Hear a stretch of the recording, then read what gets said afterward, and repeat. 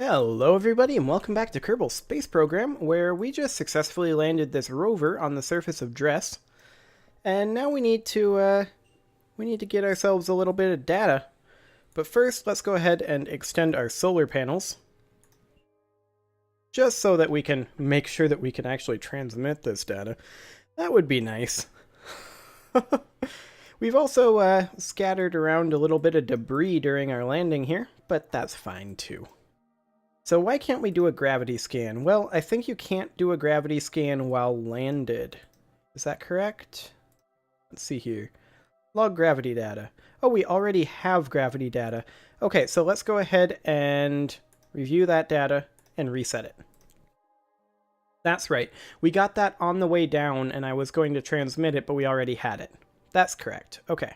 First things first. Temperature scan. Transmit. 64 science for that.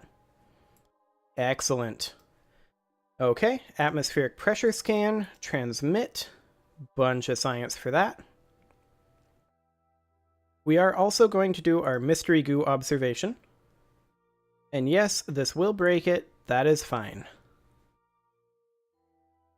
Excellent. Now for a seismic scan, 50 mits of data for 160 science. Wow, we'll get 63% of that. There we go. And we're doing okay on our batteries. We're down under half, though. We may want... This is 60 mits of data. We may want to hold on to that and just warp this on up, regenerate some battery. About like that. That should probably, I think, be enough. That should certainly be enough. Okay. And now let's go ahead and run that gravity scan and transmit that. That should be enough battery charge. And we'll go ahead and close our service bay. Excellent. And we've got ourselves a rover here if we choose to move it around. We haven't really done too much of that, though. But there we have it. Can turn our lights on. That's fine. Ah, yeah. Turn off our brakes. And we can just roll around. And it is truly glorious. Turn our brakes back on there, though, because we don't want to get moving too quick. This thing has a tendency to try to flip like that and crush its antenna. It's no good at all. But let's go ahead and head on back to our space center. Now, we should have received a pretty good cash infusion from that, since we are converting 34% of the science that we gain into money now. And we will be upping that when our amount of science goes up substantially. But I think we're going to need somewhere around 5,000 science for 100% commitment on that. Something along those lines. Anyway, let's check mission control. Plant flag on Ike, no thanks. Adjusted orbit of Minmus, I'll pass. Science data from space around Moho. Now that we can do. We can definitely do that. In a Colnea orbit around Eve? Oh, that's the really eccentric orbits that the Russians like to do? Yeah, that's what it is. Apoapsis of 12,000 kilometers, periapsis of 129,500 meters. So yeah, that the point for that is to hold it over a certain place for a longer time without having to go all the way up into a geostationary orbit, or geostationary orbit, for Kerbal. I think that's how the point of that anyway. Other than that, just science data from space around Moho. We can go do that right now. That won't be too bad. Odd One Mark III, orbiting Moho. Let's see. It's been a while since we've been over to Moho. The Odd One Mark III is definitely better than the Odd One Mark I. That was just awful. Go ahead and transmit this temperature scan. There we go. Contract complete. 142,000. That is a lot of money. Like, that's a silly amount of money.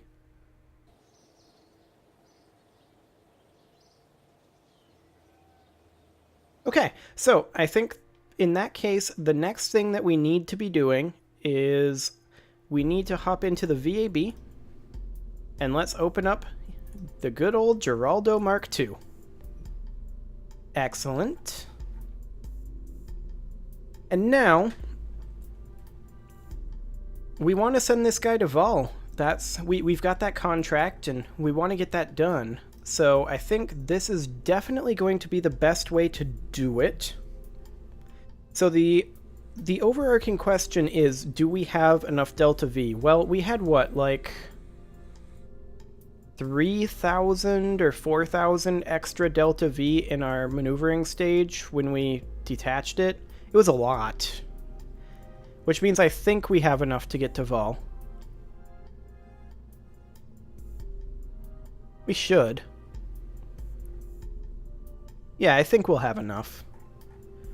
Let's make sure we've got some thrust to weight ratio here. 0.99. Good thing I checked. Okay, so we need to ditch the twitch. Get that on out of there. And instead of a twitch, we are going to be using, well, how much is a twitch? 16 kilonewtons. Instead of that, we are going to be using a cub would be 40. That costs 1,000. It would actually be cheaper and better for us to use 2 twitches, like one on each side here. Like this. This would actually be more cost effective for us. Certainly a little awkward, and I think it needs to move down a little bit. Let's just make sure that we're snapped in the same location. So when we are like this, right up against that line, snapped up above that line. Okay, and then the same thing over here. So when we are aligned like so-ish, need to move in slightly more like that. Okay, need to be this way and right like that. Okay, so these guys should be located, I mean, yeah, there's actually fine. That's the correct location. So we have 44 seconds of burn time on that. We have a lot of thrust to weight, so what I'm wondering is, can we slap on an extra T200 here? Like that, and then run a fuel line like that. We don't actually technically need the fuel line, looks like. Excellent. 397 meters per second? That doesn't seem right. Hypothetically, let's go ahead and save this and pop this off. Yeah, that's more like it. 2,000 meters per second. Okay. Let's reopen, don't save, reopen the Geraldo Mark II. Fantastic. And the other thing that I would like to do is, because we are heading to Vol, I would like to open up... What the? No, I don't want to grab that. I want to open up the service bay. And can we cram an RTG in there? Mass of that thing is pretty low. I think we can cram one in here somewhere. Like, it is in there. Look at that. That's nice. Okay. Let's go ahead and close that. Now, the real question is, should we upgrade the antenna? And I think the answer is yes. I think we should upgrade the antenna, because I am concerned we don't have much for a communications network at Joule. So let's drop off the Communitron DTS M1, and instead let's utilize an 8888. Not two 8888s, just the one. And in the same position, so right about right there. Yeah, It's a very, very big antenna when it's extended, but we can retract it and make it relatively compact. So that should be fine. The only other thing that I want to consider is maybe dropping 2 of these photovoltaic panels here. Well, all 4 of them, actually. And just replacing them with a pair of Gigantors. Like that. That should be fine. Okay. So, this should be fine on Vol, theoretically. We've got some extra Delta V up here. I don't think we can... Well, we need to... I need to take a quick look here at why this is wrong. I think we have some decoupling issues currently. So let's see here. Let's go all the way back to the bottom and see how our staging is. Those 5 engines fire. The 4 side boosters fall off. Nuclear engine takes over. Detach the nuclear engine. The 4 twitches fire. And then we detach up there, and the fairing is separate. Okay, so I think we just can't rely on these numbers to some degree.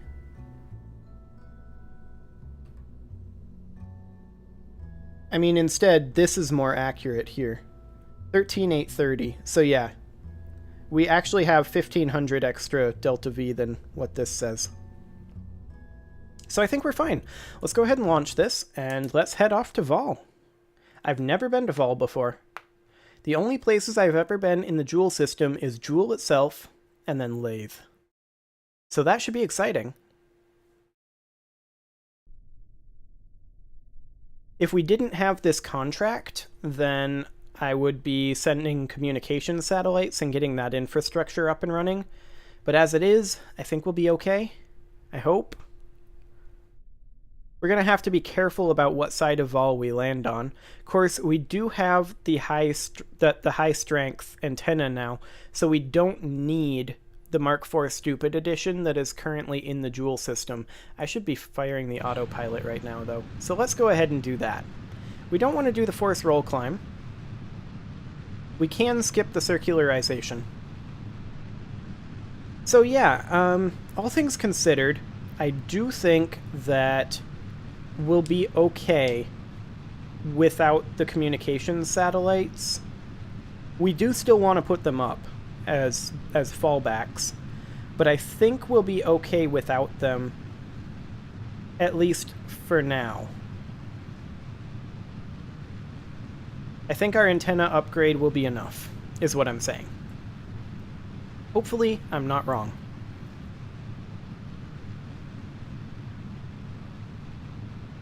Another thing we could consider doing is putting on vectors instead of mainsails as our heavy lifting engines. They're smaller, but they are extremely fuel hungry and extremely powerful. But I think we're fine with these mainsails. We haven't had any heavy lifting issues.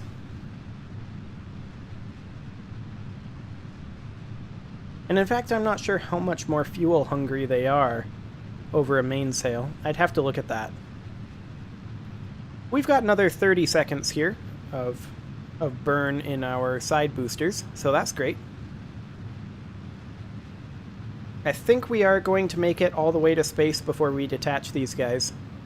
So once again, absolutely excellent. That's going to give us a lot of nice thrust to weight.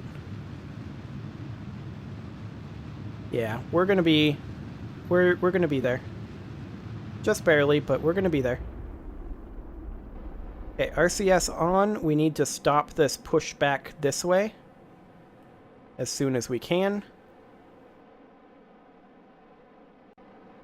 There we go. Fantastic. Okay, so out here, we just want to add in our prograde maneuver. Burn about 1600 Delta V, probably not 1691. But something along the lines of... That's too little. 1650. That'll be good. Okay, let's go ahead and execute that. So maneuver planner, execute next node. Fantastic. This is going to take forever to turn. We've got 173 meters per second left in our boosters. There we go. We can get rid of our fairing. Don't need that anymore. Gave us an extra meter per second, didn't it? Something like that. That's not bad. Okay, get rid of these now. And off we go. Fantastic.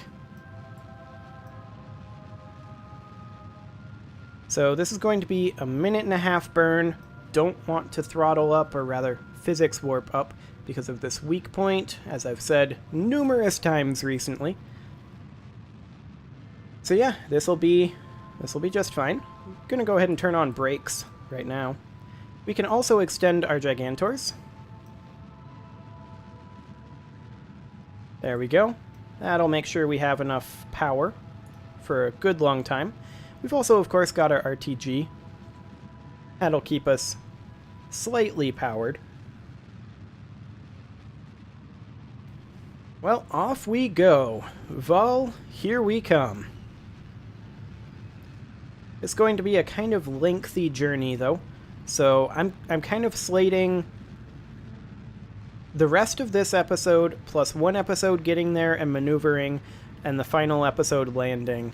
So I think this is going to be about a 3 or 2.5 episode mission. Something along those lines. Regardless, we are going to have a fair amount of Delta V left over, so that's always good to see, about 1 kilometer per second left in this tank. I don't think we really need to worry too much about Delta V.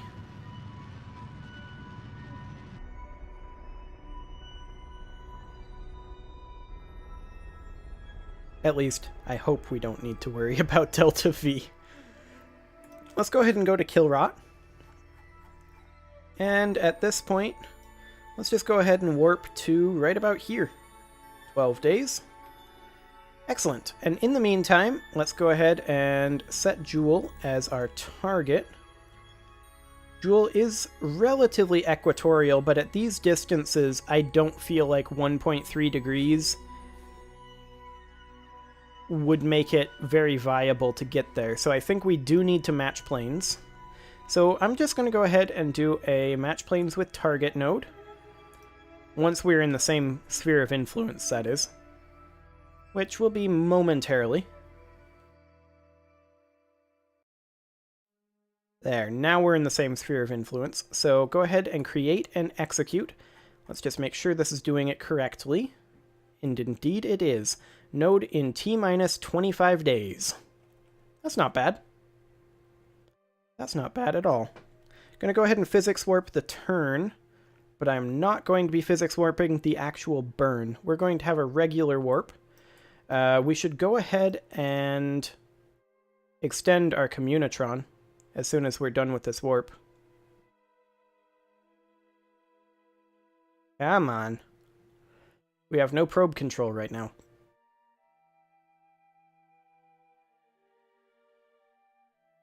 Okay, we are about done with that. So yeah, we're going to have about an extra 760 meters per second, 762-ish meters per second here, of Delta V in our core stage, which is going to be very, very nice. That'll go a long ways towards getting us to Joule. And of course, now that we've extended our Communitron, we now have a nice connection.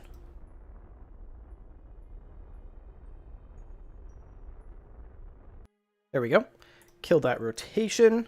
And now we're just going to do a home and transfer to target. Create that node. Now, it looks like that does give us an encounter. With what? That is actually basically an ideal encounter right there. Look at that. Outside of the vol range, it's pretty close in inclination to vol, probably close enough. Yeah, that is really solid, really doable. And only 2,700 meters per second, too. I say only. Oh boy. So we're going to have about 5,000 meters per second to maneuver with once we get there. That should be plenty. Yeah, this should be fine. I don't see a problem. The only problem I see right now is how slowly we're turning. But, that's fine. There we go. Why are these Gigantors, like, angled like that? That seems a little weird.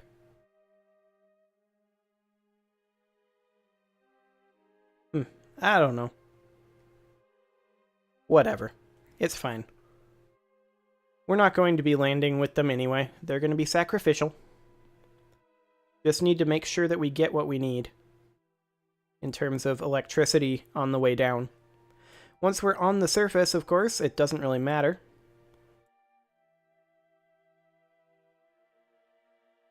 The real problem, of course, is going to be detaching our sky crane without blowing up our antenna. We're going to have to do like we did before, where we just retract the antenna right before we detach, and then away it goes.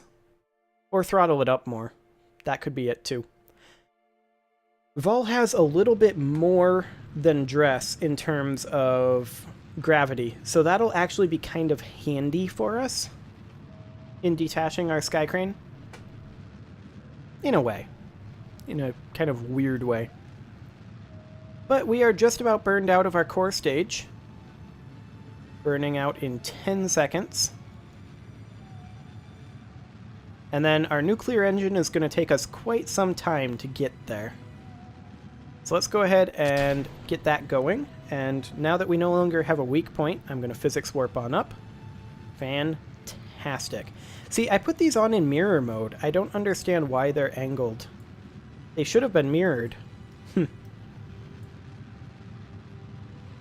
Whatever. It's fine. It's fine. I don't think we need this monopropellant either. Let's ditch it.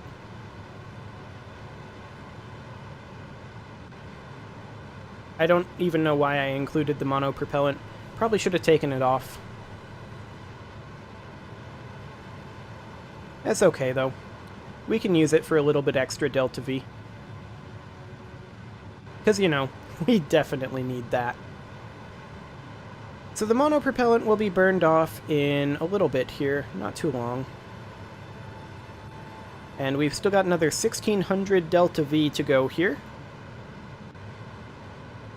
So we've still got another couple of minutes in this burn, but as soon as I'm done burning off this monopropellant, I just want to go check our orbit a little bit here. There we go.